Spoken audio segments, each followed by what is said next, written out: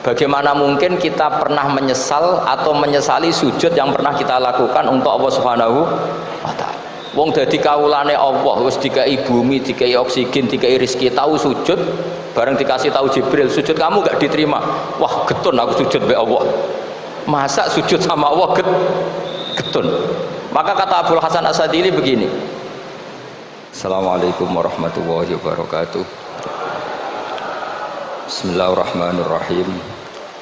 Tabarakalladzi nazzala al-furqana ala 'abdihi liyakuna lil 'alamin nadhira.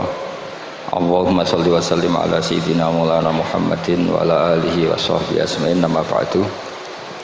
Yang sangat saya hormati semua pengurus wilayah Nahdlatul Ulama Jawa Tengah, wabil khusus Ki Haji Ubaidillah Sodaqoh, teman saya juga guru saya, putra guru saya Ki Haji Abdul Ghafur Maimun. Saya mau cerita sedikit tentang sanad ya. Jadi buyut saya kandung itu namanya itu Hafsah ya. Jadi buyut saya kandung itu namanya Hafsah, itu lahir di Damaran. Damaran itu belakang imaman Masjid Kudus, hanya sekitar 30 meter dari imaman Masjid Kudus. Itu punya bapak namanya Maksum, punya bapak namanya Soleh.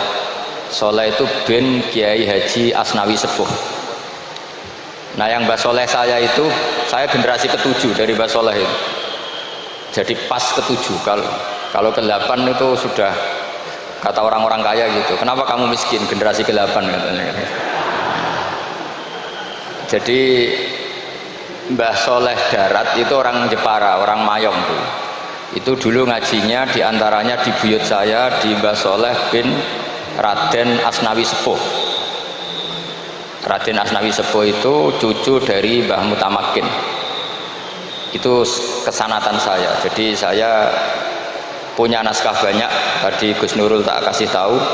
Ini diantara contoh naskah Mbah Soleh Darat. Saya punya banyak, mulai Hikam sampai Jawahirut Tauhid, terus beberapa tulisan-tulisan beliau itu masih di lemari buyut saya di Pondok Damaran. Terus buyut-buyut saya itu juga yang diantaranya ada yang nikah di keluarga Gedungan, dan itu sebagian melahirkan Pak Said Akil. Jadi buyut-buyut Pak Said itu adiknya buyut saya. Tapi kalau saya dengan beliau itu sepuh beliau. Jadi kalau saya manggil Pak Said itu kira-kira kalau nggak paman ya mbah. Kenapa saya cerita ini? Karena diantara ikatan sanad itu zuriatam ba'duha min ba'd. Ada keterikatan cara berpikir berdasar sanad. Tadi seperti yang dikatakan moderator, laulal isnadu laqala man sa'a ma sa'a. Andai kan tidak ada sanad, maka orang akan berpikir agama sesuai maunya. Dan itu bahaya sekali, karena agama ini riwayat seperti tadi yang dikatakan inna hadzal ilma dinun fanzuru amman ta'khuduna dinakum. Saya punya sekian contoh cara berpikir sanad dan cara berpikir rasional. Di akhir Ihya itu ada cerita tentang rojak, dan ini pasti di luar dugaan sampean, karena sanad itu cara berpikir itu ya ikut saja. Yaitu ada 2 orang ahli neraka dipanggil Allah. Dipanggil Allah dalam keadaan di borgol. Ditanya sama Allah, enak di neraka? Jawabannya pemuda itu ya, wah Gusti ya, di neraka kok enak? Ya jelas gak enak. Ya sudah, kamu kembali lagi ke neraka. Dugaan kita kan pasti anak ini gak mau. Ternyata enggak, dia lari sekenceng-kencengnya menuju neraka. Semangatnya Masya Allah. Makanya ini sekaligus ijazah, kalau disuruh masuk neraka yang apa? Semangat. Oh itu Tuhan akhirnya tanya, loh kamu tak suruh ke neraka kok semangat? Gusti saya ini sudah kapok, ketika di dunia kalau jenengan nyuruh sholat saya lelet, jenengan menyuruh kebaikan saya lelet. Sebagai bentuk kapok saya, jenengan menyuruh saya ke neraka, saya semangat supaya saya nurut. Barokahnya semangat menuju neraka, ya sudah di surga saja. Ya makanya ini nanti kalau kamu disuruh masuk neraka yang apa? Semangat. Karena kita di dunia itu ada di akhir Ihya. Artinya itu kan di luar dugaan kita. Cara berpikir seperti itu di luar dugaan kita. Akhirnya dia jadi ahli jannah. Cerita kedua ya masih di bab yang sama. yang satu disuruh enak di neraka. Ya enggak Gusti, sudah kembali lagi ke neraka. Si orang ini tolak itu. Terus ditanya sama Allah, kenapa tolak? Ya Allah, ketika engkau memanggil kami ke surga, saya tidak pernah ngira kalau akan engkau kembalikan lagi ke neraka. Ya sudah, kamu di surga saya karena husnudzon sama saya. Ini berarti ada dua sanad. Lucunya sama-sama benar, yang semangat ya benar, yang lelet juga benar. Maka kamu punya dua pilihan. Nanti kalau disuruh masuk neraka, bisa semangat, bisa apa?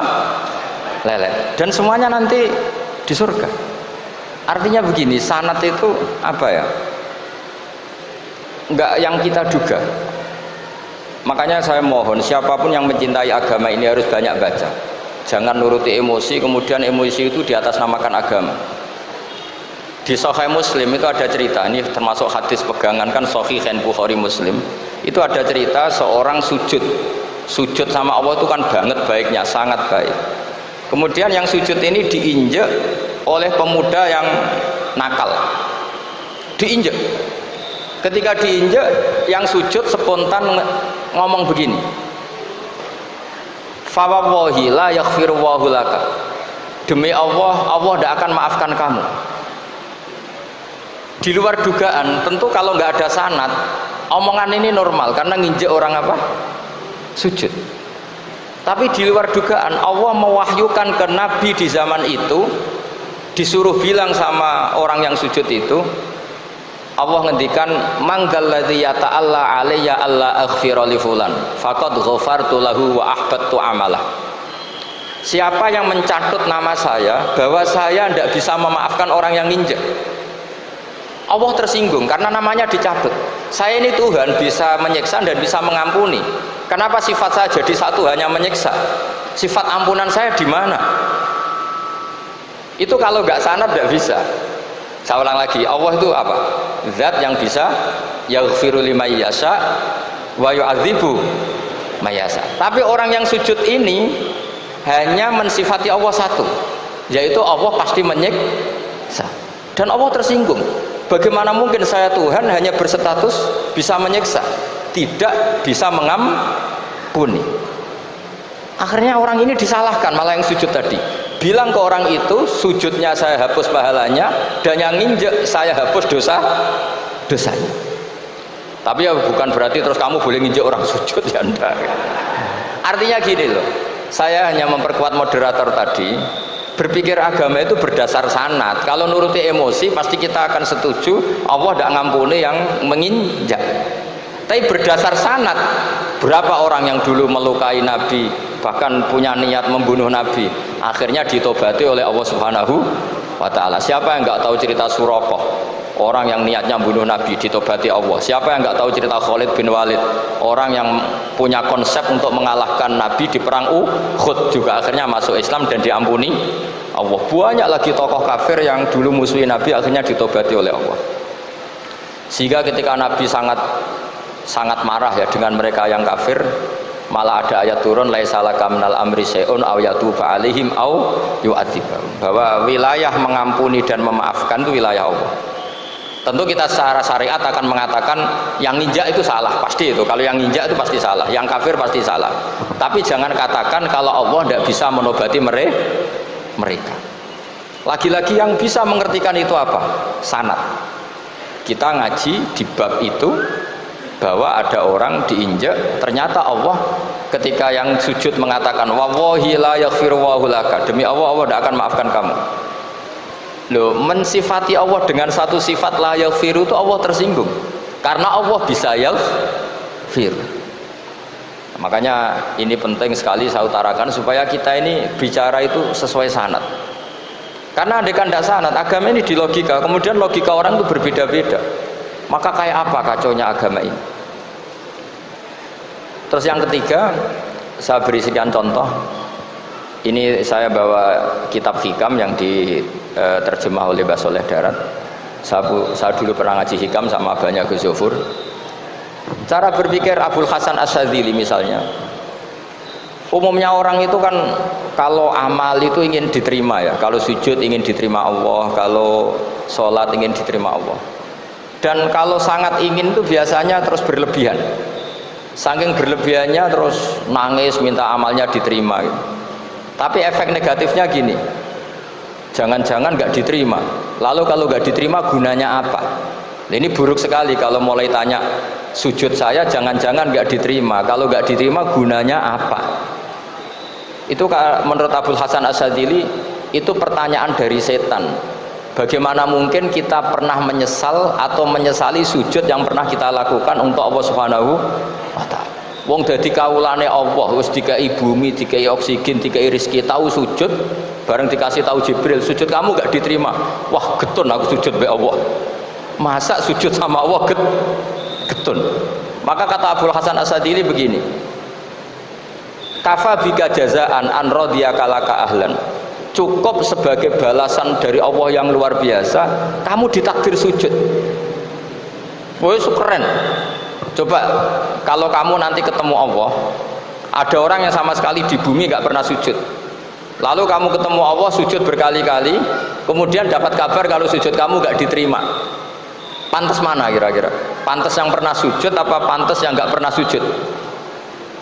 Pantas yang pernah sujud. Sehingga pikirannya Abul Hasan Asyadzili, sudahlah kamu bahagia saja karena kamu ditakdir pernah sujud. Itu satu anugerah Allah yang luar biasa. Kamu nggak perlu terganggu diterima apa nggak diterima. Karena kalau kamu terganggu itu nanti lama-lama mengatakan apa gunanya sujud kalau tidak diterima. Dan itu setan menang kalau sudah ada pertanyaan apa gunanya sujud.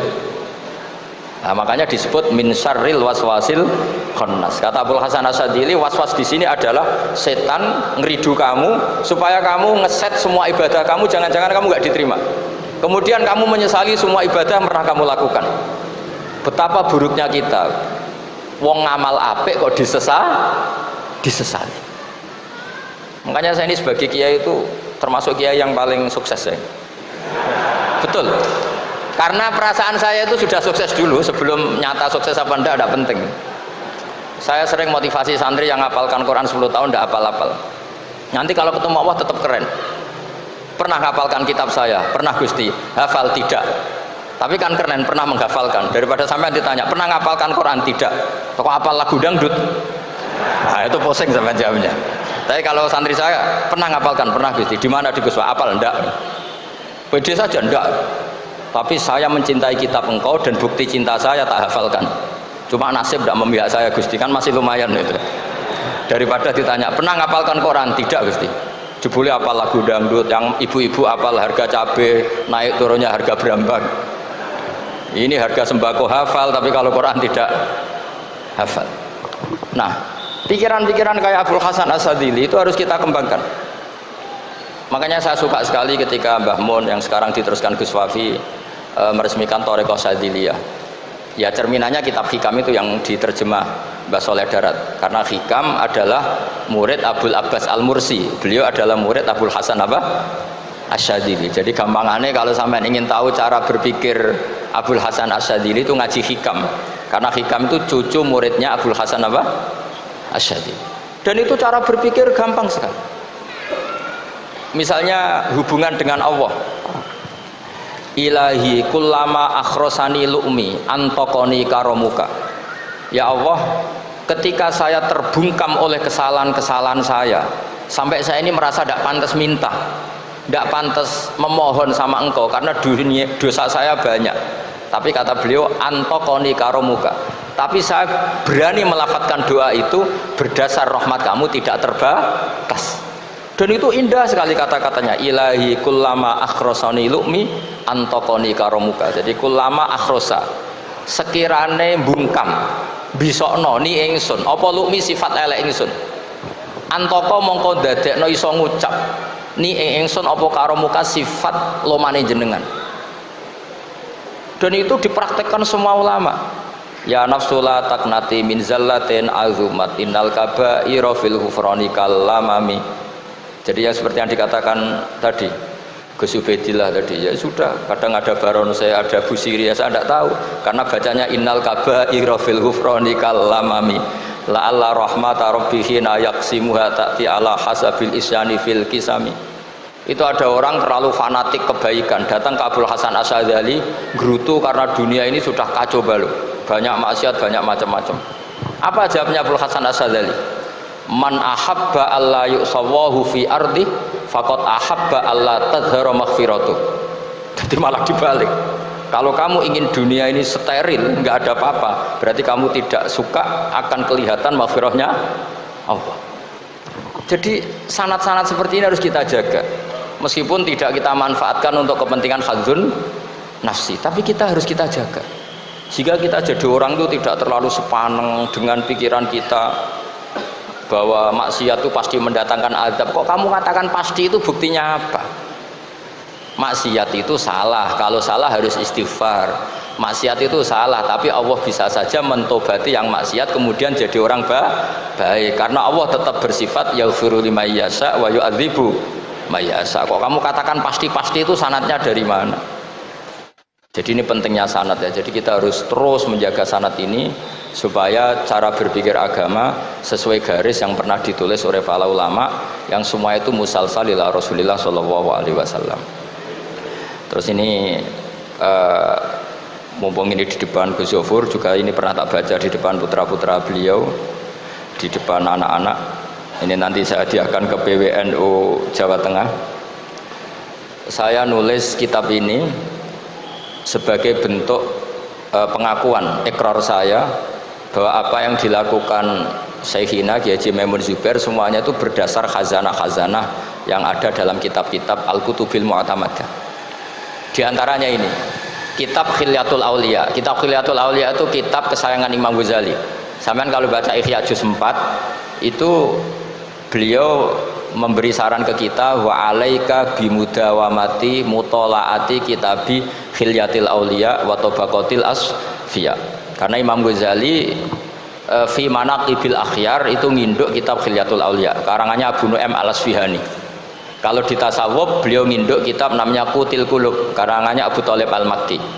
Kalau di fikih tentu beliau nginduk gurunya sendiri Imamul Haramain, yaitu Nihayatul Matlab fi Dirayatil Madhab.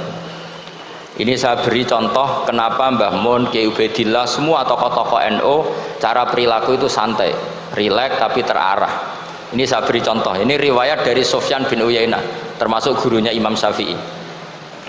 Ini halaman Amit kesana tinggi Pak Kiai. Tak kasih. Yang pengurusan masa topik. Halaman 24. Ya, ini di halaman 24 saya terangkan. An Sufyan bin Uyainah kana Isa wa Yahya alaihi wassalam ya'tiyanil qaryata fayas'alu Isa an syirari ahliha wa yas'alu Yahya an khiyari ahliha faqala lahu Yahya lima tanzilu ala syirarin nas qala innama ana tabibun udawil mardo. Ini di juz 7 halaman 323. Jadi mulai dulu ulama itu ada yang fokus ngelola orang-orang soleh, tapi ada juga yang mendokteri orang-orang yang macam-macam. Nabi Isa itu kalau di satu daerah tanya, di sini yang orang nakal-nakal di mana? Oh di situ. Terus beliau ke situ. Ditanya Nabi Yahya, kenapa ke situ? Saya ini nabi. Nabi itu biman zilatit tabib. Saya ini ibarat dokter. Tentu dokter itu yang menyembuhkan orang-orang yang sakit. Sehingga kiai-kiai kita itu ya kancanan orang soleh ya mau, bina orang fasik ya mau. Lah yang nggak boleh itu yang potensi katut fasik, itu nggak boleh itu. Jadi apa ya, supaya kita itu melihat sesuatu itu tidak seudon, kiai kok berteman orang fasik. Saya berkali-kali bilang berteman orang fasik itu haram. Tapi kalau dibalik pertanyaannya, membina orang fasik hukumnya gimana? Baik, bisa membina kalau berteman, ya sudah dibolak-balik gitu. Tapi kalau dibalik berteman orang fasik menjadi fasik, ya jangan berteman kalau obatnya masih seperti itu. Ya terus saya teruskan ya. Sayyidina Umar itu terkenal orang yang sangat keras. Sayyidina Abu Bakar terkenal orang yang layyinal janib, orang yang sangat santun, sangat sopan. Tapi anehnya ketika Abu Bakar mau wafat, itu khilafah atau khalifah itu diwasiatkan supaya yang mimpin itu Umar. Padahal orangnya sangat keras. Tapi yang jarang diketahui publik adalah ngiranya Umar keras itu wataknya. Ternyata enggak. Di sini diterangkan Umar wataknya itu sebetulnya bisa memilih keras atau halus. Ini saya baca ya di halaman 25. Beliau ditanya oleh Abdurrahman bin Auf. Terus beliau menjawab, ya Abdurrahman, wallahi laqad lintu linnasi hatta khasyituha fil lain. summa stadattu alaihim hatta khasyitu wa fi syiddah fa ainal makhraj. Terus di sini saya terjemah, saya saat lunak juga takut sebab lunak bisa dianggap pembiaran, tapi saya juga takut Allah saat keras sebab keras jangan-jangan termasuk tanfir, orang lari dari kebenaran. Ya misalnya gini, sampean punya anak putri atau punya ponakan pacaran gitu. Datang ke kamu sama cowoknya, kalau kamu lunak pasti ponakan kamu ngira wong Pak D gak apa-apa, padahal Pak D saya itu kiai, ternyata saya gak ditegur. Lunak itu punya akibat dianggap pembiaran terhadap maksiat ya. Tapi kalau kamu keras, wah nak nenggonku tak wantemi watu, kan nggak pernah ke kamu, bagaimana bina wong sowan saja gak berani. Artinya efeknya sama, terlalu lunak ya punya efek tidak bisa bina, terlalu keras juga punya efek tidak bisa bina. Maka kata Sayyidina Umar, fawallahi laqad lintu linnas hatta khasyitu wa fillan. Artinya saat bersikap lunak saya takut Allah karena lunak bisa dianggap pembiaran terhadap maksiat. Summa stadattu alaihim hatta khasyitu wa fi syiddah. Ketika keras saya juga takut karena kalau terlalu keras bisa tanfir, bisa orang lari dari kiai, dari orang soleh. Makanya dalam guyonan-guyonan ulama itu ada preman jagongan di orang-orang fasik. Ditanya, kenapa kamu jagongan sama orang fasik? Kenapa ada jagongan sama orang soleh? Habis orang solehnya marah-marah terus, lah ini ramah. Makanya saya milih yang ramah saja. Itu meskipun guyonan tapi pelajaran bagi kita. Karena ya memang Quran seperti itu, walau kunta fadzan ghalidhal qalbi lan faddu min haulik fa bima rahmatin minallahi linta lahum, seterusnya itu. Jadi apa ya? Nah ini kalau nggak ada sanad nggak bisa. Nggak ada sanad nggak bisa, pasti kita berpikir sesuai keinginan kita. Maka ada ancaman yang keras, man fassaral Qur'ana bi ra'yihi falyatabawa maq'adahu minan nar. Jadi saya mohon sanad-sanad seperti ini kayak yang dikatakan Umar tadi, wallahi laqad lintu linnas hatta khasyitu wa fillan tsumma stadattu alaihim hatta khasyitu wa fis syiddah. Jadi kita akui bahwa dalam lunak juga ada sekian problem, dalam keras juga ada sekian problem. Terus kita bikin satu metode, satu manhaj yang kira-kira ya sa'ighal lisyaribin, atau yang lebih dikenal dengan Islam wasatiyah. Ada tawazun, ada tasamu, ada macam-macam. Ya, saya kira demikian. Assalamualaikum warahmatullahi wabarakatuh.